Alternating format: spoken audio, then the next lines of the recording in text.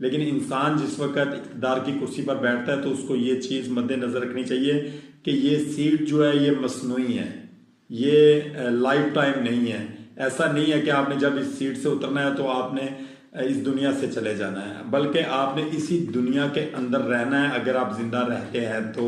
अगर अल्लाह ताला आपको ज़िंदगी देता है, और नो डाउट अल्लाह ताला कहता है कि जैसा करोगे वैसा भरोगे, और जो दुनिया के अंदर बोओगे वही काटोगे।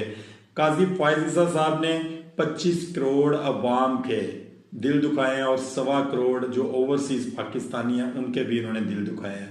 इन्होंने लोगों की इज्जतों के साथ खेला है, लोगों की बेटियों की इज्जतों के साथ खेला है, लोगों की जो बेगमात हैं उनकी इज्जतों के साथ खेला है, लोगों के बच्चों की इज्जतों के साथ और उनकी ज़िंदगियों के साथ खेला है।